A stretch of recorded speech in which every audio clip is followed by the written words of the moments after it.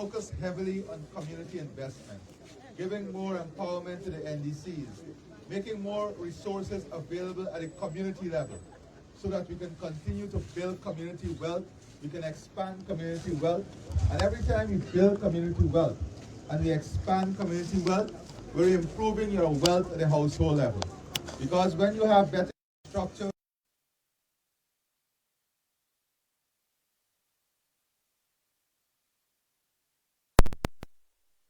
the value of your property go up, the value of your homes go up, and when the value of your property and homes go up, your value, your net worth and net value also goes up. We also want to ensure that the little problems that you may have within the community itself, at the personal level, at the family level, that we're able to address those. Because as I said, I don't lead a government that is disconnected. We want to be connected to the people. That is why I'm not only asking the technicians to be here, but we have a team from the Office of the President, and the team is right here. You'll see them putting up their hands, and the other agencies, and they will be taking your individual matters. If you have any private issue, any issue that you want to raise with me from a personal level, they'll be dealing with those matters. But today, I am here as part of our continued outreach to listen to some of your community concerns. What are the priorities you want us to address as a community? I know we have one issue here in terms of the land ownership and the co-op. Let me tell you our philosophy on that. We can't we can't we, we can't impose ourselves on different views within the community. But what I can tell you is that what we want is that the people to get ownership of their land. So if you can remove the differences with the co-op society and agree on one thing, this is all I want you to agree. Agree that the land has to be regularized, that the land has to be given to the people, and that we agree on the people receiving the land so that the Ministry of Housing can proceed to process the titles for those land, and we're going to put the infrastructure in. So I don't think that anyone should be a hindrance to this, right? So if you go to court and you block the development or you block the regularization, you are blocking the development of each other. You're blocking the development of the community.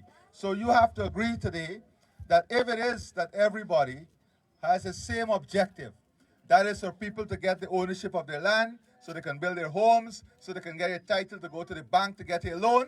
If that is their objective, then we can easily come in, get the area regularized, and then move to put the infrastructure in that will take up the value for the area. That is one of their major issues. I know there are some roads like the Independence Boulevard and some other roads that we are already doing, some of which will continue, and then you have some new priorities that are already in the program. So I don't know, have we started, Ron? Ron? Ron? Have we started the list of roads for this community as yet? Andy? Okay. So most of the roads in this community will have been completed. So let's talk about what is needed. The recreational facility, I know, is being raised in most of the communities. Street lighting, security, community security, burial facility, and sanitation. Those seems to be the priority from the communities we have visited. As I said, I know your community has a particular issue in relation to the co-op, and that is what we will try. I tell you how we can resolve that. That is in your hands. So thank you very much. I'm here, as I said, to listen to you. So the floor is open to you now to raise, as I said, the community issue. All the personal and private issue, you go to the team over there. So we are ready. The floor is open. We'll start with this young man here. Good afternoon to ministers, Mr. Driggs, Mr. Edgel, Mr. Anthony. It's very commendable um, the attention your government is giving to the people of Melanie in the East Coast. We were here first with a number of ministers a few years back, and it's good to see that consistency in connecting with the people of Melanie in the East Coast. There's one particular thing I admire in your administration, is the drive to involve youth in agriculture. I went to the expo a couple of years ago, was thoroughly impressed. And I see when you post the aquaponics, the aeroponics, and I see just recently on the East Bank there, you're visiting a farm. Now, we have similar ideas right on the East Coast, and just like my comrade said just now, we've already organized the group. It's very official. I myself, one of the farmers at the background, and other young men right here have applied for lands, wrote to the co-op, the administration, and got permission to use the lands. So we're already gone to that level. We already cleared the land as well. I cleared like about like 6-7 acres. Some persons cleared more. So I know you're interested. This is your heart. So, but we need first and foremost access to those lands. I have a pickup, but I can't go down there some days, and we must have access to it. You've spoken internationally about food security. Again, you have niche crops all across this country, hundreds of acres being cultivated, soya, things we never knew could have been grown in Guyana are now growing in Guyana. And we want to be a part of that on the East Coast, to feed this nation, to feed the world, to feed the Caribbean. So as much as possible as we could get, I must say the Ministry of Agriculture is very cooperative. The guys from the cooperative, they're very, very cooperative. I see Dr. Waldron here, and some other guys are here. They've been very cooperative with us, working with us, trying to sort out the issues that we have, to just get that up and running as soon as possible. Clearing the lands, doing that road for us. Which is the road that gives you access to the backland? You go through Falls. So let me address this one issue. We are investing in agriculture with a long vision, and that is to be an integral part of the regional food security drive. Now, agriculture has changed dramatically. What you used to make on 100 acres of land, with innovation, technology, science, you can make on 2 acres of land. So, as you know, and you know this, on the coastline we're running out of land rapidly. All the housing development is already embracing the critical areas to the conservancy. So I'm going to ask the Ministry of Agriculture to work with you in the group to see how we can identify a 5-acre that we can put all the infrastructure in. And we can work with you on developing an agriculture innovation plan where we can use the most modern technology in building tunnel houses for chicken, in building for egg production, and work with you to have a highly integrated 5 acres. So you don't need 100 acres of pasture or 10 acres of pasture. If you're doing the pigs, for example, how we can do it in a more controlled environment with the feed, and they're going to give you all of that. So let's work with Dr. Waldron on a 5-acre area that we can put in proper infrastructure, and to see, right, Paul, you'll work with us on this, and to see how we can support the group and make this a huge business model, but through innovation. Thank you, Mr. President. So the capital is a bit more expensive upfront, but the long-term returns and the susceptibility to diseases and so is reduced rapidly. So Dr. Waldron is going to work with you on a plan, a 5-acre plan. We'll get the banks involved so that they can help you with financing. We will do some amount of infrastructure that will make the financing easier to achieve. So we'll do that. The second issue that I've seen that is critical to this community is drainage. And Lionel is going to come up with a drainage plan where we can use, as far as possible, community persons too, and where we have the main canals, D&I would support that. The nursery school, we're going to definitely look at the nursery school. I'm going to send a team in here, and Suzanne, Jill, and Frank, they're involved. They're in charge. You don't have to go through any ministry. So they will come, they will do the assessment, and then we'll make the decision. Definitely, I'll also ask the Forest Lady to work with us on having this play area redone so the children can have a fun play area. And then we'll look at a community space that we can enhance. All right? In relation to the titles, we are ready to help. I said that before. You get the resolution, we're going to move to the regularization and put the infrastructure in place. Are we together? I think those are the key issues that were raised. Are there any other issues outside of that? Doesn't have title, Mr. President. I just talked about that. The one on the public road, I said there's a process that is ongoing for information gathering. In a week, I'll get that information. If you fall in the area with the co-op, you guys have to meet, get a resolution to the Ministry of Housing, and then we move forward with that. Please. Exactly. A blessed good afternoon to Mr. President, and it's a wonderful time to see you here. I'm from the village of Buxton, and I'm cordially inviting you to come to that village. We need you, even though sometimes it could be a troubling village, but we love you and we need you. We need your presence there. I'm begging of you, the village of Buxton. I'm going boxing since I'm 70, you know? I'm begging you, but I'm begging you You're not today. Iron Man? Yes, Aye. but I am begging you today to come because we need you. We need to hear your voice because I heard you going from village to village. So as I'll I'm of come back. occasion, so I'm here to Where you live? welcome Company you. Road? No, I'm living on Vigilance Road, Brush Dam Road, which You're is not boxing people, yes, are you? Brush Jam, just No, we live over. in Company But I'm Road. begging you. I am And Church of God Road. Let me give you a hug. I'm asking you to come from there. You ever eat the bread? Baked Yes, bread? yes, Church of God Road, yes. yeah. So you're asking you to come. I'm begging We of leveling, you. we leveling. Okay, good. Thank you very much. I come in boxing soon, don't worry. Okay, thank But you. let me say this. Where's James Bond? I thought you coming and telling you support, make sure to support me in the next election. And you support me. Tell them, man. President Daddy is one person who's always remembered me. From since he was a minister, he's always remembered me. He's been a friend to me.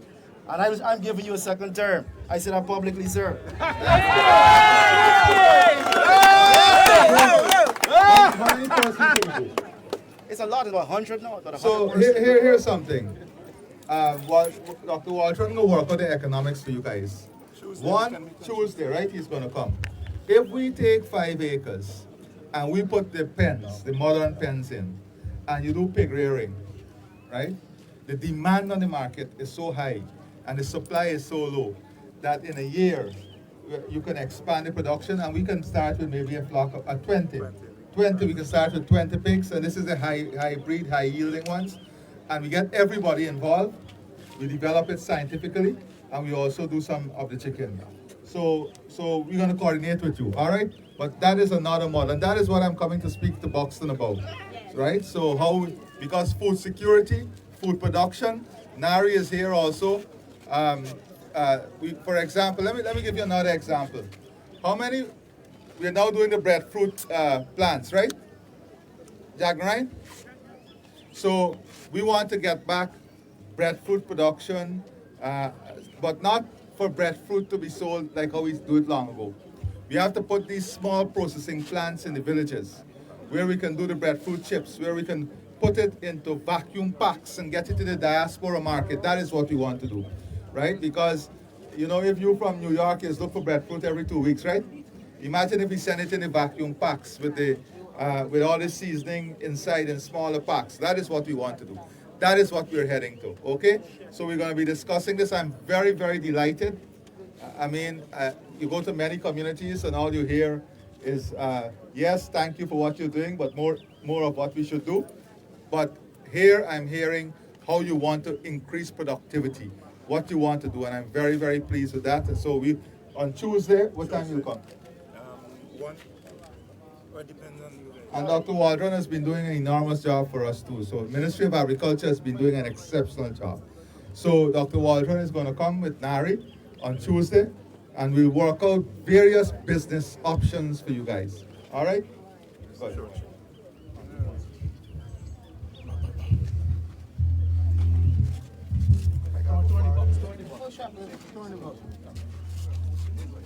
Come on. No, tell me what it is. Don't. We need permanent street light inside. Street lights. Yes, I mentioned that. So let me say that 7th Street. the street lights. We've started a street lighting program. That program is going to be expanded rapidly in the coming weeks and months because we want to have all the communities to have the street lights as part of the community security plan that we have. Security, improve sanitation, improve services. That is what we want. At every NDC now we're working to put a desk through which people can go, they can get their forms to apply for a passport, they can get all government services supported through that desk. That is what we want to do in every NDC. So you will see a lot of investment in NDCs and local bodies and the community itself as we approach the 2025 budget. And you have budget data already, so you're not far away, okay? Young man. Any vigilante group for the community? I don't want to go to that. The group that I'm the chairman of the group, Mr. Bond was talking about us now. I must commend you for the things you've done. You surprised me, to be honest.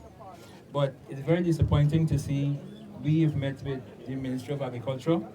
We've been promised a lot of things to develop our community and develop the farmland back. And to date, nothing has been done. We've had meetings with Nari and everybody that we can possibly have. We take down names and we go around in circles. I'm asking at the end of this meeting here, because I know it's an election year and we're going to see a lot of politicians and a lot of promises. All I'm asking is at the end of this meeting, we actually do something, because there are a lot of young people looking and want to support and will asking for help. And if we continue to go around in circles, like I said, we can take names down, and then when we get time to try and get to somebody, nobody's there. We go to the office of the Prime Minister and we can go around all the time. So let me say this. I don't make promises, I make commitments that I keep. If you look at the manifesto, when we came to the people in 2020, and you must listen to me too, don't look away. When we went to, I look at you directly in the eyes when I speak. When we went to the people in 2020, every single thing we said we will do, we did, and even more. Everything. We didn't say, look at the other government, for example. They said they will double the Because We Care grant. What they did, they took it away from the children. Oh my God. Right? They said they will double old age pension. What happened? They said they will double public service salary. What happened? Compare that to what we are doing. And let us be honest to our conscience. Let us just be honest to our conscience. And if you're honest to your conscience, my dear brother, you will see what we're doing. That is why I'm saying Tuesday, Dr. Waldron is going to come here. He's going to meet with you guys. And I'm not promising you, hear what I said? Commitment. I am not promising you things that can't be delivered. The days when people can take 10 acres and 20 acres are gone. We don't have that amount of land. What we have now is to give you more money than 10 acres can give you through innovation. So we're going to work with a group to develop 5 to 10 acres of land maybe, where everybody will be participating and everybody will benefit and create economic value for yourself. So you hear what I'm saying? So you won't hear me telling you that we're going to develop 200 acres. No community I'm doing that. Dr. Waldron will come with you, and he's coming with a plan. Whether it's a plan in terms of producing eggs, meat bird, I just told you about pigs, and how we can do it in a sustainable way. You heard the ladies talk about damaging of infrastructure. We can do it in a way that is less damaging, right? And we have now completed the feed production facility, Dr. Waldron. Almost completed the feed production facility. So all of these will add to the value chain that will create community wealth. So on Tuesday, you'll work with Dr. Waldron, okay? Okay, thank you very much. When it comes to the people that are making promises, we're waiting for all the politicians that will be coming. We have 500 members strong, Farmers Association, and we're waiting for the politicians to come with the promises. The only reason most of them are not here today, because they have a little confidence in what you are doing. But every other minister coming from this point, every other party, we'll be waiting for them. You waited for them to tell them piece of your mind. He wants to check on this project, right? Good. So Tuesday, and then look, we have how many of the young groups you're working with now? About 10? We have 9. 9. And another one about to form. All across the country, including the national footballers, sports person. We now have them. They have submitted everything to the bank now. Everything completed. So we're not only giving you access to land and putting infrastructure. We are working with you to develop the business plan, to go to the bank, to get the financing from the bank. Each one of those projects is a $60 to $70 million financing. 76. $76 million financing. None of these guys could have even gotten $5 million because the structure was not there. We brought them together, we put everything in place, and now we're getting $76 million financing from the bank, and we're supporting them also with co-investment in infrastructure. You see what we're doing? And these are real results, groups all across the country. So you will be with us, don't worry. 500, right? I'm watching your face, 500. Good. All right, so we'll take 3 more persons because I don't want us to repeat ourselves. Mr. President, my name is Avis Bascom, mother of Councilman Celeste Bascom. I don't have an issue, but I just want to thank you for coming here today. I'm from the diaspora. I met you at the breakfast at Doris, and I want you to know that you have our full support. Hillside. I and Melanie over, let me see, 50 years? Yes, 50 years. Well, guess my age. I came about 20 something. And I am happy with the kind of response that your government is giving to Melanie to restore Melanie to what it was when I came here. I am overwhelmed today because about 5 years ago when President Ramatar visited New York, at a meeting, I approached him and I put out the same request for him to come to see Melanie. And unfortunately, things changed. That didn't happen. You came now, and I'm telling you, this is a testimony. And I'm not talking with water in my mouth. The first time in history that a PPP civic leader came to this village. I mean, I was away. I don't know what happened when I was away, but I don't think even in the last 5 years, any president ever visited this community. And I think we have to give His Excellency, Mr. Dr. Infam Ali, the props for what he is doing. Also, I'm very proud of my son. I had no hand in this. He made his choice. And when he looked at me, and I was in New York, when somebody called me, girl, like you son is a PPP. So I called him, and he looked at me, and there was defiance in his face. And I said, no, back up. You don't have to defend anything to me. You made your choice, and you made an excellent choice. He's very intelligent. I said, and I am behind him 150%. And you know what they used to say. When you get the mother, you get your children, and the rest of the family. Good. Thank you, Mr. President. Thank you for coming. Thank you, please. Hi, Mr. President.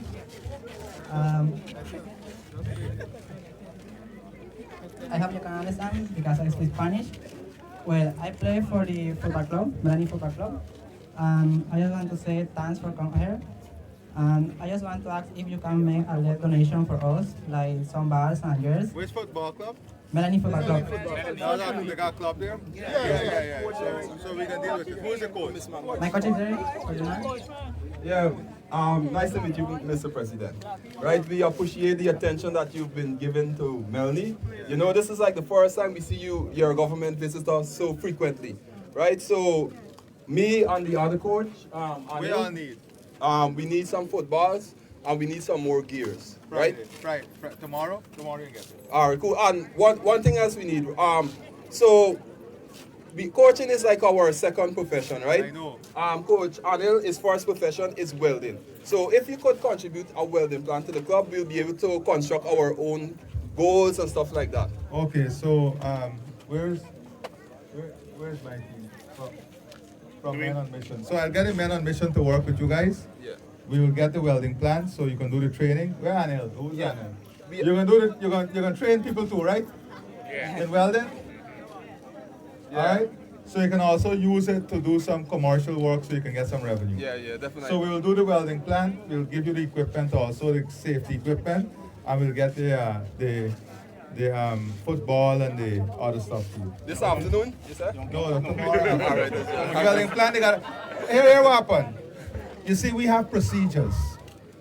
We can't go and pick up a welding plant. You have to go through procedures. So It was a joke.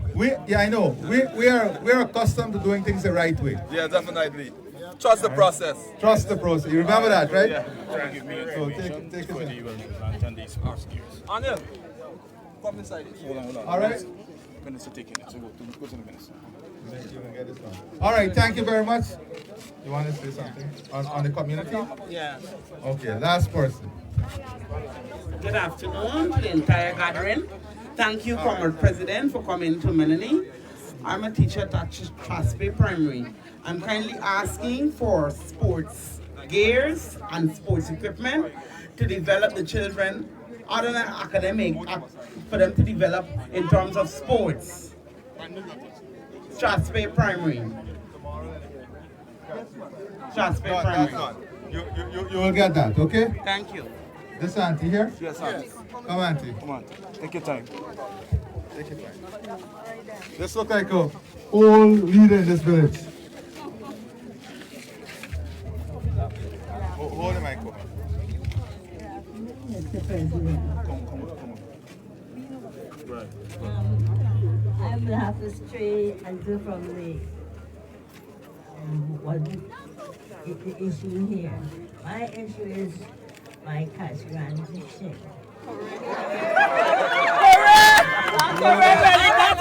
Correct is right. Correct is right. Listen, man. Yeah, listen. You gotta remember, it is our government that brought this cash grant. It is our government that will deliver the cash grant. So you don't have to worry. You will get the cash grant.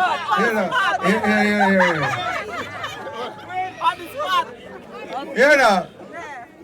The Bible says, love is patient and kind. So as we share this love with you, I'm asking you to be patient and kind. For good things come to those.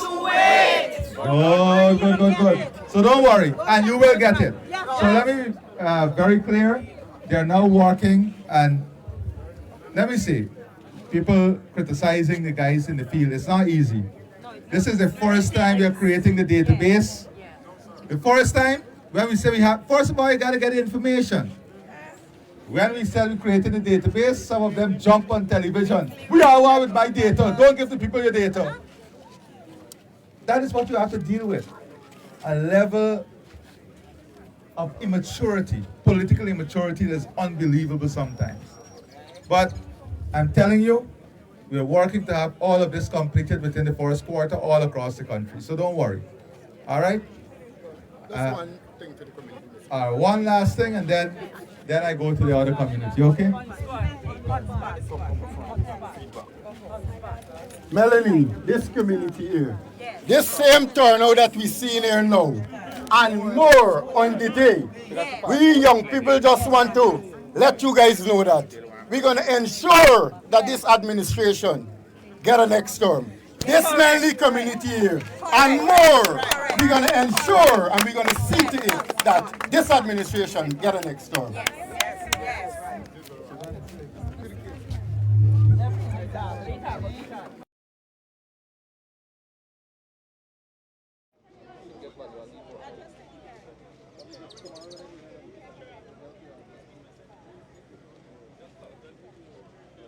Allocation for development. How you feel? Well, we are very excited in the community of Melanie.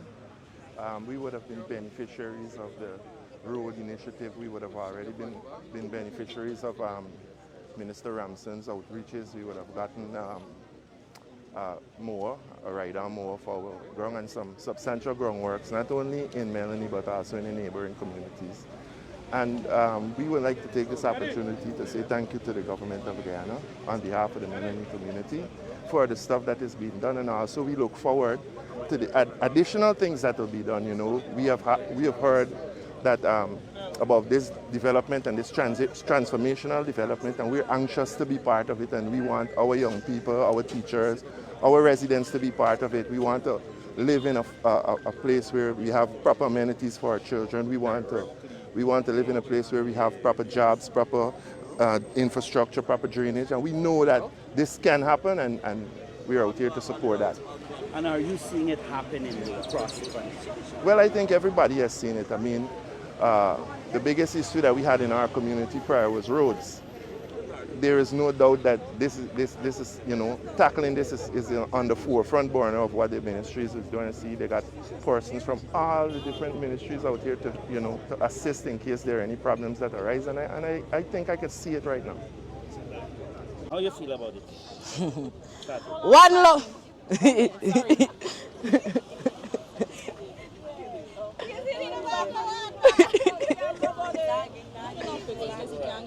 can't get it the way. See? You know, it's a press down and get video. So just double press this. Aye. Yeah. One love, Mr. One love for we at Jamaica living in Guyana now. Ask me a question. How you feel about all these development and infrastructure going across all 10 regions of Guyana? I feel good. I feel glad. Me came here 2019 and from then till now, a whole heap of things I see a go on. I see new road, I see mothers, I see children, school, all infrastructure get better. The development, it a move, pan a rush. Yeah. And So, how you feel overall about all of it? I feel good. And I want to big up the president and big up my prime minister to a Jamaica. Because from there so to here so. But when I say enough more things can go on, you don't know where ghetto people. Ghetto people need more things. Yeah. So Vanita, as you know, there's development happening all over this country. Correct. Right? And it is benefiting every Guyanese in every region. So tell me a little bit as a Guyanese citizen, how you feel about it. The first and only word that comes to mind right now is honored. I feel deeply honored to be called a Guyanese, to be a Guyanese in this period of development in this country under the PPPC government. And I'm grateful for all of the benefits we're receiving as communities and as Guyanese. So tell me some of the big pieces of investment and development that you're seeing is happening that is benefiting people. For what you can physically see, I am truly proud and grateful for roads, new housing schemes, all of these different infrastructures that you can see. But the one that you cannot see that I'm also proud of, that we will see long-term results, is the development in education, in the educational sector, like goal and all the skills training that is being given out by the government, that is being made available to the people, the free tertiary education, all of that. I'm really grateful for that, having been a beneficiary of a gold scholarship. So extremely grateful. Thank you.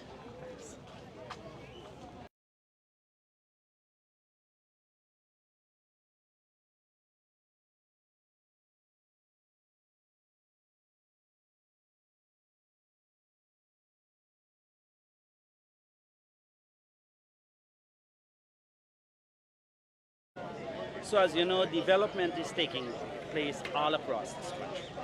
Every single Guyanese in every region is benefiting. As a Guyanese, tell me how you feel about that. Well, I feel good. I know the government is working, and they're working wide across. We have lots of development. We have the schools, we have the roads, you know, so much of things. For one thing I would like to see happening is drains, concrete drains. When we concrete the drains, when the HIMAC is digging the drain, it tends to widen the drain. So if you have a concrete drain, it would smallen the gap. We'd have more space, accommodation. For example, could have more parking. It would take less, we would have lesser weeds growing. We won't have machinery to clean.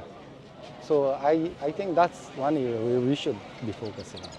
But as you know, a lot of the new construction that is going on with roads and so on and so forth. For instance, not too far away from here, the line top is being widened. The public road is being widened. And they're using that same method you're saying. How you feel about those kind of construction using the method that you recommend? Oh, that's wonderful. That's wonderful. Yeah. It's easy access. Another thing that could help the traffic in the area whilst they're construction is bridging the villages. Have accessibility. Instead of a walkway bridge, you have a driveway bridge. Take for example, where I'm living in Lusignan. We could bridge Good Hope and Lusignan. So we could access from Lusignan, we could go all the way to Bedford Acton and then access the road. right? And which, like in the morning when you have a one-way traffic, traffic can go both ways. So that's the way we should try.